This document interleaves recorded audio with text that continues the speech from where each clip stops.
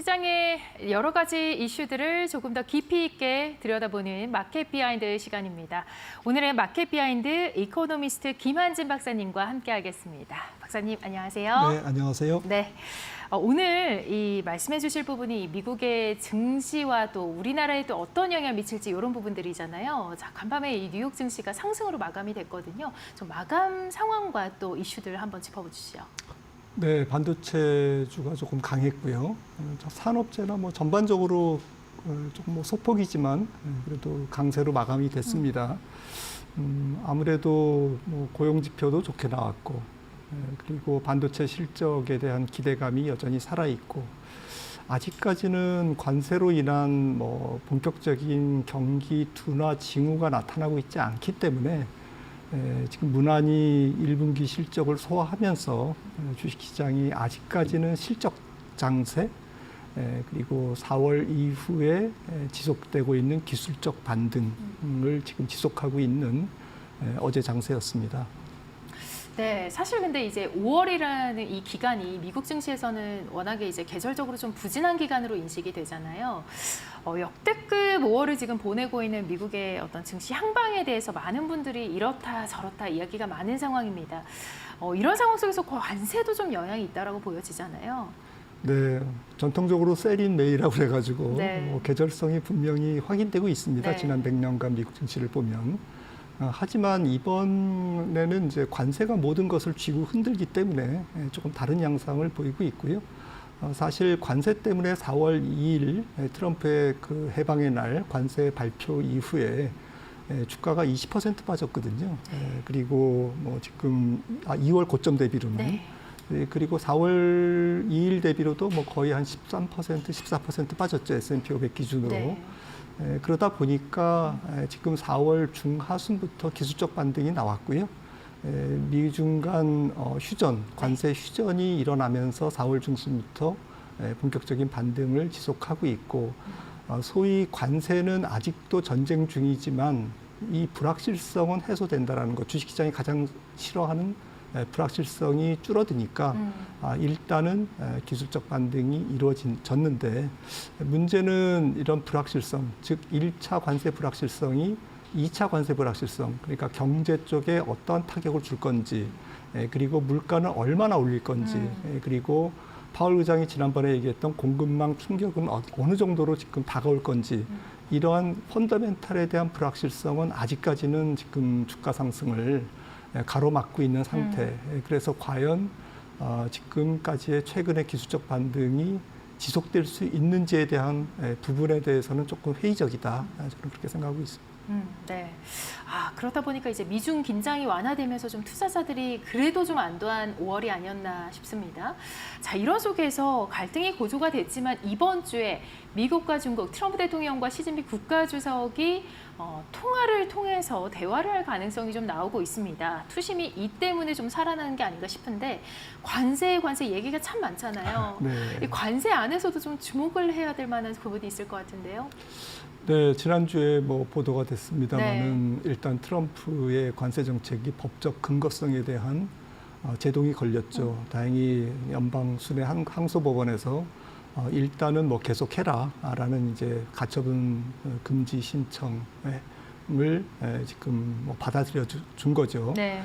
미국 정부를 이제 손을 들어줬는데, 어쨌든 6월 9일까지 이 서류를 양쪽이 지금 제출하면서 지금 그 소를 낸 쪽은 이제 미국의 중소기업하고 이제 유통업체들이고요. 그 다음에 피고는 이제 미국 정부가 되겠죠. 그래서 6월 9일 날 한 번 더 이제 산을 넘어야 될 거고요. 순회법원에서 6월 중순까지 아마도 이제 그 방향성을 제시해 줄 거고요. 그리고 이제 본격적으로는 이제 거기서 아마 어느 쪽에 조금 어느 쪽으로 기울든지 간에 아마 대법원까지 가겠죠. 대법원에서 이제 최종적으로 판결을 할 것 같은데 시간이 좀 걸릴 것 같습니다. 트럼프 정부는 이것을 이미 예견했고요.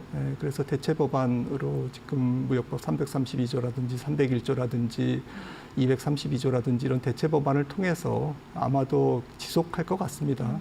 그런데 우리가 좀 주목해야 될 것은 아무래도 이제 품목 관세 중심으로 진행될 거다. 품목 관세로 진행된다는 것은 정말 케이스 바이 케이스, 어떤 것은 빼고 어떤 것은 넣고, 국가별로도 뭐 품목에 따라서 천차만별로 복잡하게 진행될 가능성이 높기 때문에 결국에는 뭐 이것은 양면성이 있죠. 협상국 입장에서는 관세 협상에 조금 뭐 여유가 메뉴가 조금 다양해질 수 있다라는 것도 있지만, 우리 주식시장 입장에서는 굉장히 좀 혼란스러울 것 같아요. 그런 측면에서 6월 달은 뭐 관세의 뭐 극혼란 월이다라고 해도 이제 과언이 아닐 것 같고요. 아무튼 뭐 관세 리스크에서 주목할 부분은 앞서 말씀드렸듯이 본격적으로 지금 6월 달까지는 아마도 물가라든지 경기에 큰 타격을 주지 않을 것 같아요. 그런데 곧 7월, 8월부터는 지금 물가라든지 또 고용, 또 중소기업의 부도율 뭐 이런 측면에서 펀더멘탈한 타격을 줄 것 같기 때문에 어떻게 주식시장이 조금 긍정적인 반응을 할 건지, 다가오는 미래에 대해서 이런 부정적인 반응을 할 건지, 이게 조금 테스트를 받는 그런 6월이 될 것 같습니다.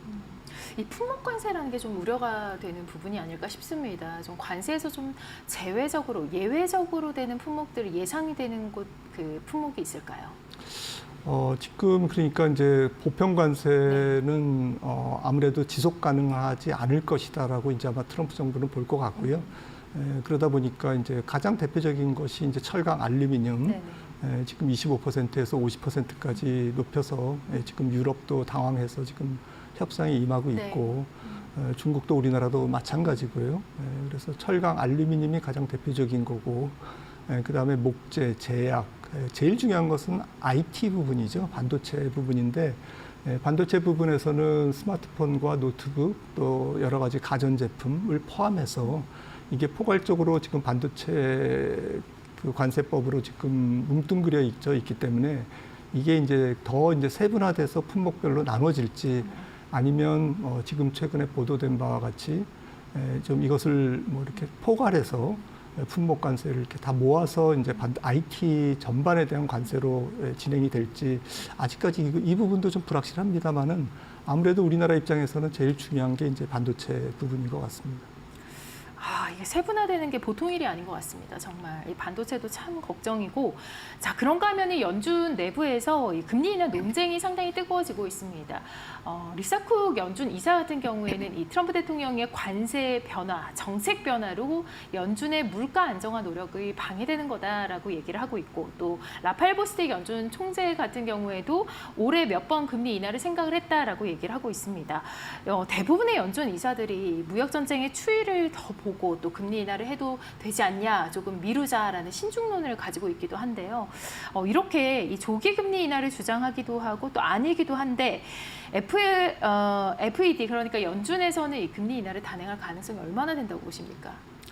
아마 하반기에 한 번 정도 하지 않을까 싶습니다. 저도 당초에는 하반기에 3번까지 생각을 했었는데, 지금 패드워치 선물 시장이라든지 컨센서스에서도 나타나 있듯이 연준은 지금 금리 인하를 하기 힘든 이유가, 가장 큰 것이 근거가 없습니다.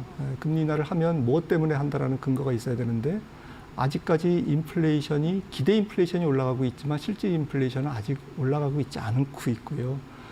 그리고 고용이 앞으로 나빠질 수는 있다라고 생각하지만 지금 아직은 고용이 어제 졸트 보고서 봤듯이 부인 건수가 호황 수준입니다.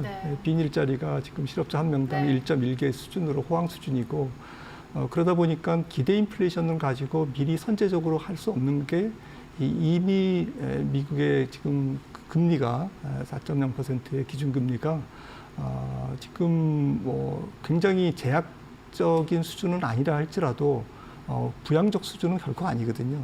그러니까 현재의 인플레이션이나 경기 컨디션으로 봤을 때 연준이 금리 인하를 할 수 있는 근거가 굉장히 부족하다라는 것이 가장 중요한 것 같습니다. 그 실업 청구 건수 같은 경우에는 그래도 좀 약하게 나왔잖아요. 이게 이제 노동시장이 약세로 가고 있다는 신호일 수도 있을 것 같은데, 그래도 좀 이게 근거가 충분하진 않죠. 네, 2주 연속 실업 수당 청구 건수가 180만, 190만 건인데 이거는 호황 수준입니다. 이게 거의 한 300만까지 가야 경기 침체라고 볼 수가 있는데, 물론 이제 300만 됐을 때 금리 인하를 하진 않겠지만, 아직까지는 경기 고용시장이 연준의 금리나 경기 침체의 힌트가 거의 나오고 있지 않다. 네네. 선제적으로 하기가 좀 어려운 상황인 것 같습니다. 네, 어떻게 흘러갈지 참 궁금해지는데 오늘 연준의 베이지북이 공개가 됩니다. 관세가 상당히 영향을 미칠 것으로 보이고 또 기업 물가 같은 것들도 언급이 될 것으로 예상이 되고 있습니다. 자, 한국은행의 금통위는 이번에 기준금리를 2.5%에서 0.25%포인트 인하를 단행을 했는데 이렇게 되면 이제 연준과 더 격차가 벌어지잖아요. 어떻게 보고 계실까요? 네, 지금 뭐 200bp, 2%포인트 차이인데 뭐 이 정도에서는 환율 시장의 충격은 뭐 제한적일 것 같습니다. 다행히 글로벌 달러가 조금 약세 기조이기 때문에 제가 볼 때는 하반기 적어도 가을까지는 좀 약세를 보일 것 같아요. 달러 인덱스가. 그래서 원달러도 조금 눌리지 않을까 싶고요. 그런 상황에서 한국은행은 조금 기준금리를 조금 더 인하할 수 있는 그러한 환율 여건이 조성됐다라고 생각을 합니다. 다행스러운 거죠. 그런데 무작정 인하할 수가 없는 게 앞서 연준 말씀 나눴습니다마는 연준이 아무래도 이제 물가 부분에서 어떻게 관세 영향이 반영될지가 지금 불확실하기 때문에 무엇보다도 물가가 튈 가능성이 있다라는 것이죠. 관세로 인해서. 그래서 한국은행 입장에서도 조금 연준의 태도가 스탠스가 잡혀지는 한 9월 이후에 아마 결정을 내릴 것 같습니다. 그래서 9월까지는 아무래도 이제 우리나라 이제 뭐 추가 추경, 2차 추경이라든지 이러한 재정 투융자 정책에 조금 더 의존을 할 것 같고요. 한국은행에서는 조금 약간 발을 빼면서 가을까지는 좀 버티다가 연준의 어떤 스탠스를 확인하면서 아마도 10월 정도에 금리 인하를 이제 다시 시작하지 않을까라고 생각을 해서 한국은행 입장에서는 2번 인하하고 싶어 하는 거죠. 그래서 우리나라 경기 측면에서는 내수 침체 측면에서는 아마도 10월과 12월 정도에 2번 인하하지 않을까 생각을 합니다. 네, 10월에서 12월로 지금 예측을 해주셨는데 사실 이제 얼마 전만 해도 9월이었거든요. 또 살짝 미뤄진 느낌이 약간은 들긴 합니다. 자, 그런데 이게 이 트럼프 행정부의 이 압력이 너무 심했나 봐요. 연준 의장 같은 경우에 이 사임설도 돌고 있기도 하거든요. 지금 알고 계실까요? 네. 그 부분도 상당히 이제 얼만큼 이제 연준이 신중하게 했는지에 대한 어떤 방증이 아닐까 싶기도 한데요. 네, 아니겠죠. 네, 내년까지 이제 파월 의장이 임기이기 때문에 사임할 거는 뭐 약간 루머지 않을까 싶은 생각이 있는데 뭐 모르겠습니다. 네. 자, 이제 일본으로 한번 넘어가 보겠습니다. 우에다 일본 은행 총재 추가 금리 인상 시사를 했는데 일본 금리 인상 가능성은 어떻게 얼마나 될까요? 일본도 관세에 대한 불확실성이 지금 경제 전반에 깔려 있기 때문에 무작정 여기서 금리를 올리기는 조금 어렵지 않을까. 그래서 우에다 총재도 조금 한 발 뺐죠.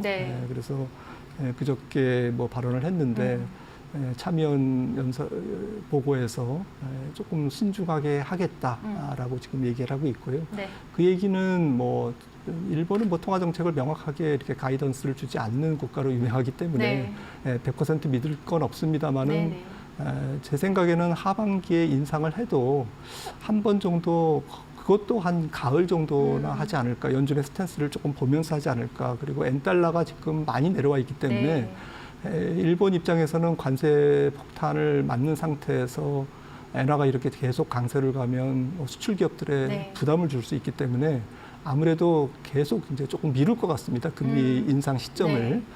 그리고 엔캐리 트레이드는 지난번 작년 두 번째 인상에서 이미 제가 볼 때는 7~80% 이상은 청산된 것 같습니다. 여기서 엔화가 조금 더 강세로 달러가 약세로 감으로써 이제 엔화가 135엔이나 이렇게 가면 물론 이제 자금이 환류되면서 안 일어날 것 같은 엔캐리도 청산이 되겠죠. 하지만 뭐 일본이 조금 환율에 대해서 조금 방어막을 140엔 정도로 칠 것으로 보이기 때문에 당분간 엔캐리 트레이드에 너무 스트레스를 받으실 필요는 없지 않나 싶습니다.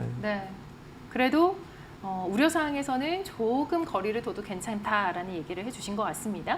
자, 최근 이 달러 환율 상당히 급격히 하락한 모습인데 앞으로의 전망은 어떻게 보실까요? 네, 한 1,300원대 초중반 쪽에서 조금 한번 시간을 끌 수도 있다. 그러니까 의외로 조금 환율이 원달러가 안정될 수 있다라고 저는 생각을 하고 있고요. 이거는 기존 스탠스에서 조금 바꾼 건데요. 아무래도 이제 글로벌 달러 인덱스가 미국의 재정 문제 또 국가 부채 문제가 조금 뭐 미국의 달러 자산에 대한 권위를 지금 상실시키는 그러한 측면. 네.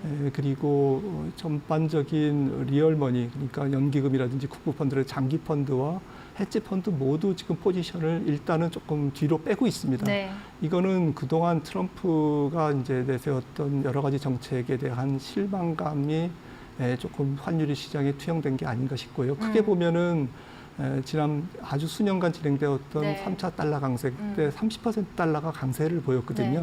네. 거기에 따른 기술적인 좀 휴식기가 이번 하반기가 그런 휴식기에 해당된다. 그러니까 긴 달러 강세에 따른 조금 기술적인 조정기라고 이제 우리는 보는 게 좀 좋지 않을까 싶습니다. 네, 이 달러 자산에 대한 권위를 상실했다라는 이야기가 정말 와닿는 것 같습니다. 아무래도 요즘 변동성이 워낙에 크다 보니까 네, 하반기는 휴식기로 좀 넘어가지 않을까 싶은데 6월 새 정부가 출범을 했습니다. 이 부분이 또 증시에는 어떤 영향을 미칠지 상당히 궁금해집니다. 코스피 3천 갈 수 있을까요? 뭐 3천 가야죠. 사실 3천은 아무것도 아닌데 우리가 너무 위축돼 있는 것 네, 같습니다. 네. 정상적인 우리나라 밸류업 프로그램이 조금 리더십 있게 추진되고 네네. 그리고 관련된 뭐 상법이라든지 또 보완적인 제도 개선이 있다면 제 생각에는 기업이익이 이 정도의 상태에서 밸류업만으로 저는 3,500 정도는 너끈하게 갈 수 있다고 네네. 생각을 하고 있고요. 네. 앞서 말씀드렸듯이 만약에 환율이 조금 우리나라 경제 실력에 맞지 않은 부분입니다만은 1,300원 정도로 안착이 되면 아무래도 미국에 출장 갔던 여러 자금이 다시 이제 환류가 될 수 있거든요. 네. 그래서 짐 나간 자금이 다시 이제 환류가 되면서 코스피 상승에 조금 기여를 할 수도 있다. 물론 이제 외국인 매수에도 개입이 돼야 네네. 되겠지만요. 외국인 수급 다시 돌아올 수 있을까요? 펀더멘탈이 개선되는 부분이 한계가 있기 때문에 그 우왕좌왕한 그런 자본 이동을 하고 저는 보고 있습니다. 네. 그러니까 기술적이고 전술적이고 단기적이고 우왕좌왕한 외국인들의 간헐적인 매수 흐름은 기대할 수 있다. 네. 그 정도만 돼도 코스피 3천은 가능하다라고 생각을 합니다. 네, 달러에 대한 안착이 좀 필요할 것 같고 또 외국인 수급에 대한 또 믿음도 좀 필요할 것 같습니다. 자, 오늘 시장에 대해서 많이 알아봤는데요. 오늘은 이코노미스트 김한진 박사님과 함께했습니다. 박사님 고맙습니다.